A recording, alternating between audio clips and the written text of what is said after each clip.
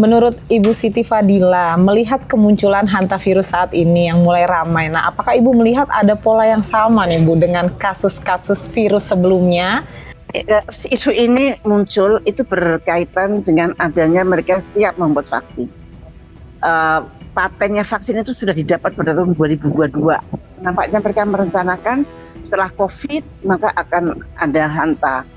Tetapi ternyata perlengkapan untuk membuat pandemik yang kayak itu sudah tidak ada lagi. Apakah nantinya hantavirus ini akan menjadi pandemi ataukah nanti akan ada vaksin hantavirus? Jadi vaksin itu adalah modalitas utama untuk mencegah terjadinya penyakit menular. Untuk berbagai penyakit itu sama pendekatannya, kalau bisa ada vaksin, maka orang itu dicegah sebelum orang itu sakit, ya. Nah, tetapi kalau kita lihat dari pengalaman dunia begitu, vaksin itu tidak mudah menemukannya. Soal pandemi yang akan datang, kita yakin bahwa akan ada pandemi berikutnya. Hanya kita tidak tahu dua hal. Kita tidak tahu kapan pandemi berikutnya itu akan datang, dan kita tidak tahu apa yang menjadi penyebab pandemi yang akan datang. Vaksin itu kan artinya imun booster. Jadi bagaimana memperbesar kemampuan imunitas dari zat yang dimasukkan dari luar. Wajar kalau kita skeptis. Baru juga napas lega habis COVID, sekarang muncul virus baru lagi namanya hantavirus. Apakah skenarionya bakal sama? Ujung-ujungnya jualan vaksin lagi. Gue bikin lo paham dalam 10 Minutes.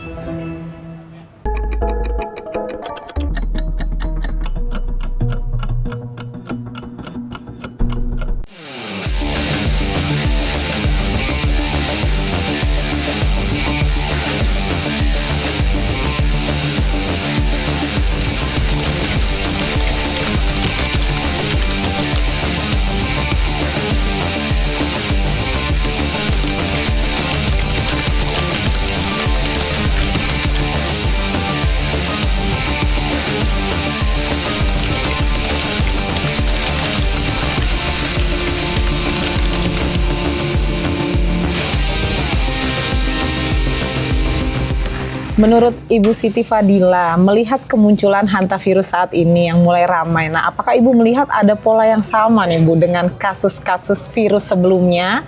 Kalau lihat apa kejadiannya ada di kapal, nah itu sebetulnya itu adalah tempatnya itu bisa menarik perhatian masyarakat. Nah, apakah ini sama? Apakah menurut saya ada benang merah?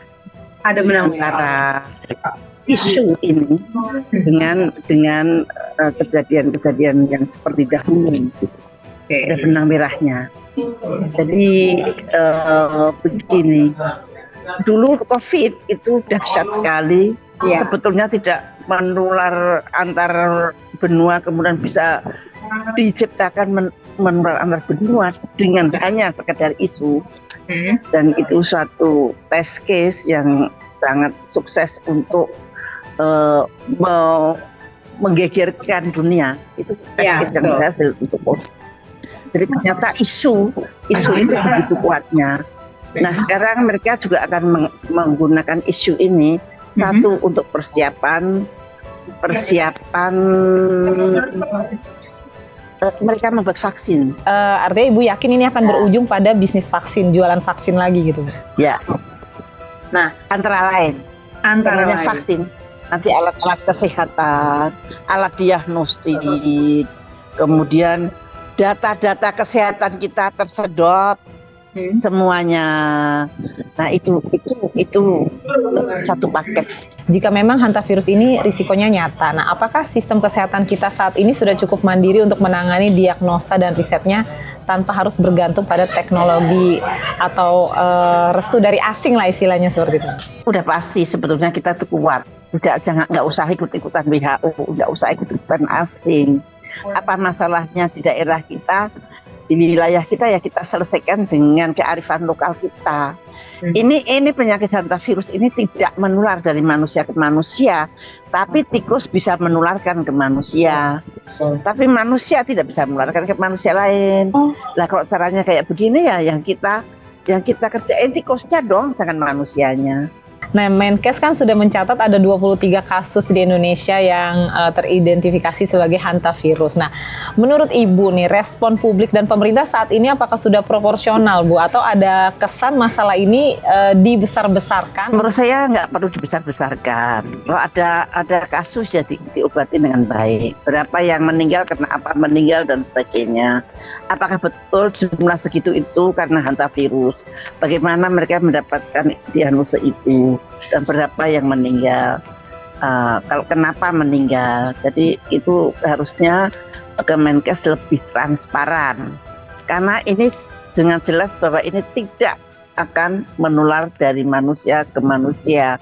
Hantavirus ini kan infonya sebenarnya sudah lama ya Bu ya, tapi baru ramai lagi sekarang. Nah, menurut Ibu kenapa tubuh manusia makin kesini makin rentan terkena virus? Artinya ada dua, WHO tidak mampu menjaga kesehatan masyarakat seluruh dunia, itu kesimpulan pertama. Kedua, apakah betul masyarakat dunia itu membutuhkan vaksin-vaksin tersebut? Tidak ada satu penelitian pun yang mengatakan ini harus begini untuk ini, gitu, nggak ada. Tapi memang sekarang WHO itu programnya itu vaksin. Sakit apa saja obatnya vaksin, sakit apa saja obatnya vaksin. Nah, ini suatu hal yang sebetulnya lucu secara ilmu kedokteran, ini tidak logis gitu. Ya, tapi yang namanya WHO selalu mempunyai kekuatan yang ekstra untuk dipercaya oleh para negara-negara pengikutnya.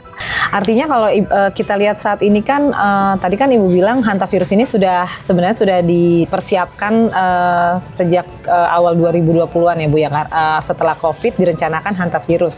Ternyata bisa dibilang tidak berhasil Bu untuk menanamkan ketakutan di masyarakat. Nah, artinya kalau Ibu bisa memastikan ini tidak akan berakhir menjadi pandemi dan juga tidak akan ada vaksin yang harus disuntikan lagi ke masyarakat. Jangan tenang dulu. Nah, mereka tidak akan membuat pandemi seperti COVID, tapi mereka akan membuat epidemik yang sporadis, seperti Ebola. Ebola itu tadinya epidemik sporadis di Uganda, epidemik di Kongo, epidemiknya.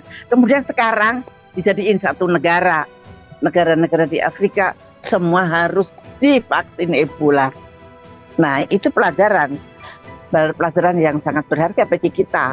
Nanti kalau IHR amandemen sudah diketok dan kita setuju, maka akan ada IHR yang namanya IHR Indonesia. IHR Indonesia ini seperti satpam yang jagain Indonesia, yang kemudian lapor sama tuannya di WHO gitu. Nah, setelah lapor nanti WHO yang menentukan pada pemerintah. Nah, di tengah berita hantavirus seperti saat ini, apa pesan Ibu agar warga tetap kritis tapi tidak terjebak dalam rasa takut yang tidak perlu? Silakan Bu. Ya, masyarakat harus tenang tapi waspada. Anda harus lakukan perilaku hidup bersih dan sehat. Itu penting, cuci tangan yang teratur. Dan lingkungan Anda harus bersih dari tikus, terutama tikus dulu ya. Nah, dari tikus, dari nyamuk. Nanti sebentar lagi juga nyamuk yang akan disebarkan. Nah, itu Anda harus hati-hati dan Anda cermati apa yang terjadi di lingkungan Anda. Prof menyebutkan ada 8 varian hantavirus dari dari yang 8 itu, Prof. Mana yang paling ganas dan sudah terdeteksi masuk ke wilayah Indonesia? Sebenarnya variannya lebih dari 8, variannya ada banyak. Itu 8 saya mencoba menyederhanakan saja. Ya, variannya ada puluhan. Nah, tapi pada dasarnya mereka terbagi dalam 2 kelompok. Jadi yang 8 juga sama terbagi dalam 2 kelompok. Kelompok pertama adalah spesies virus hanta yang ada di Amerika. Itu bagian yang pertama. Yang kedua adalah spesies virus hanta yang ada di Asia dan Eropa. Masing-masing punya dampak yang berbeda. Spesies virus hanta yang ada di Amerika, Argentina, Chili dan sebagainya itu menimbulkan gangguan pada manusia yang di paru dan di jantung. Jadi kadang-kadang disebut sebagai hantavirus pulmonary syndrome atau hantavirus cardiopulmonary syndrome. Itu yang angka kematiannya sampai 50%. Jadi itu yang berbahaya. Di sisi kedua ada yang ada di Asia dan Eropa, dan itu menimbulkan gangguan 2 macam. Satu gangguan seperti demam berdarah, satu gangguan pada ginjal. Angka kematiannya jauh lebih rendah dari yang sana 50%, yang di sini berkisar antara 1 sampai 15%. Dan dia tidak bertukar tempat. Maksudnya yang di sana itu di sana, yang di sini yang di sini. Jadi beda. kita tidak menemukan virus yang sana ada di sini dan virus yang sini ada di sana. Oke, kalau melihat dari pola penularannya, apakah ini bisa dibilang lebih berbahaya dari COVID? Jadi kalau COVID itu menular dari manusia ke manusia. Tuh. Itu jelas menular dari manusia ke manusia. Walaupun awalnya diduga menular dari binatang, ada yang bilang menular dari kelelawar, ada yang menular dari terenggiling, atau juga binatang lain. Tapi sesudah itu sampai kepada manusia, maka dia menular dari manusia ke manusia. Saya tidak tahu ini kita punya pembicaraannya akan dipublish kapan, tapi sebenarnya sekarang ini juga ada kasus Ebola. Itu juga sama. Mula-mula dari binatang, bisa maunya dari babi ke manusia, tapi kemudian yang COVID maupun yang Ebola menular dari manusia ke manusia. Sementara yang yang hantavirus ini dari puluhan jenis spesies virusnya, hanya yang Andes yang ada di Argentina dan Chili itulah yang sejauh ini dilaporkan menular dari manusia ke manusia. Yang hantavirus yang lain menularnya hanya dari binatang ke manusia. Sejauh ini. Bahwa nanti kemudian belakangan ada mutasi kita tidak tahu, tapi sejauh ini adalah seperti itu. Infonya hantavirus ini sebenarnya infonya sudah lama ada katanya.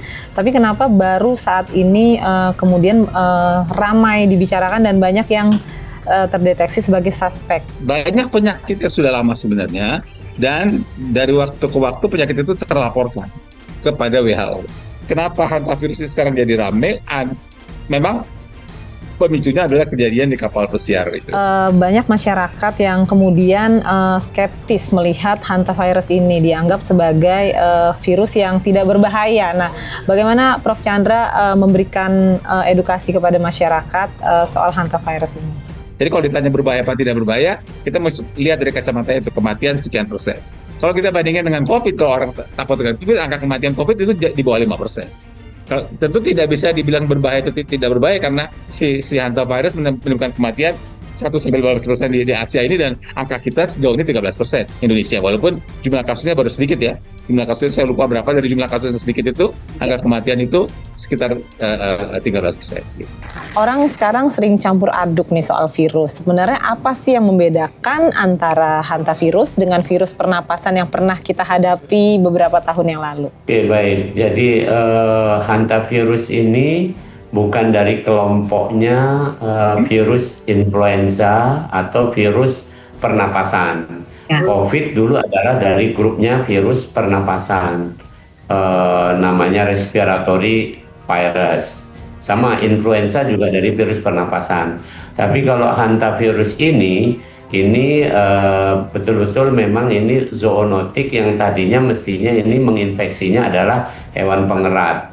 Nah, kemudian ekspresinya bisa di pernapasan, bisa juga di jantung, bisa juga di organ yang lainnya. Ada perbedaan. Kalau kita mirip-mirip dengan yang ada di Eropa, tapi Amerika itu punya pola sendiri, agak sedikit berbeda, termasuk kena ke ginjal dan sebagainya. Tapi yang kemarin barusan merebak ini adalah yang ke pernafasan. Nah, banyak yang berpikir bahwa ini kita harus digigit dulu nih oleh tikus baru bisa tertular. Nah, benarkah hanya dengan menghirup, kabarnya kan menghirup debu dari kotoran ataupun air seninya ini kita sudah bisa terinfeksi? Itu seperti apa penjelasannya? Nah, justru ini sebenarnya airborne ya. Airborne itu artinya borne di sini bahasa Inggrisnya, bahasa kitanya artinya bisa ditularkan via udara. Dan dari udara ini jangan salah, ada dua pengertian, ada uap, ada droplet. Kalau uap itu adalah relatif berat molekulnya sangat ringan, seperti misalnya uap air. Nah, kalau droplet itu artinya udara yang mengandung ya zat-zat misalnya seperti debu, itu droplet namanya. Virus ini lebih berat lagi, berat molekulnya lebih banyak lagi. Maka ini penularannya memang dari droplet. Maka tadi misalnya kotoran tikus atau apa itu harus katakanlah nguap, ngering seperti itu. Jadi bukan nggak harus digigit dulu baru bisa kena. Kalau gigit ini kan memang langsung kontak dengan air liurnya. Karena ini kan bisa penularannya melalui air liur atau ekskresi yang dikeluarkan oleh tikus. Ekskresi itu adalah buangan. Ini kan relatif kemudian nguap di udara. Dan ini nggak boleh lama-lama. virus itu hidupnya kalau bahasa biologinya obligat intrasel, harus hidup di dalam makhluk hidup. Jadi nggak bisa lama-lama. Jadi misalnya gini, kalau misalnya dia kencingnya tikus itu, berapa lama dia ada di sana? Ya kalau sudah kering kan berarti sudah nggak ada makhluk hidup dalam kencing itu tadi, udah nggak ada media yang bisa untuk menjaga dia tetap hidup. Maka itu udah mati. Tapi sebelum ngering itu tadi, makanya kadang-kadang manusia terkontaminasi, terhirup atau seperti apa. Untuk terhirup nggak mudah karena butuh droplet tadi, jadi agak berat. Biasanya sih bukan terhirup, bukan langsung terhirup ya, tapi mungkin kita kontaminasi itu terpegang atau apa, terus kemudian kita nggak sadar megang area-area kita untuk masuk, seperti itu. Entry-nya seperti itu. Seberapa fatal sebenarnya dampak dari hantavirus ini ke organ tubuh kita? Nah, apakah saat ini juga sudah ada protokol pengobatan atau vaksin khusus untuk menangani hantavirus ini, Prof?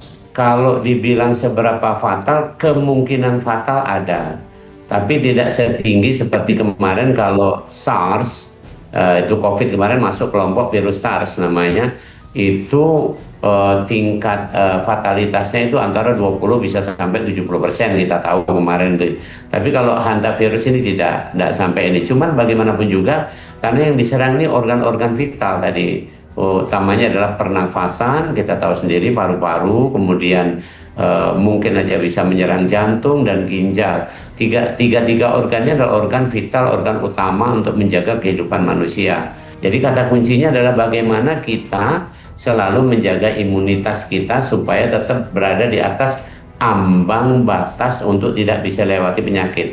Baik Prof, thank you atas waktunya. Intinya jangan biarkan rasa takut lebih cepat menyebar dibanding virusnya sendiri. Hantavirus bisa dicegah dengan pola hidup bersih, jadi nggak perlu panik berlebih.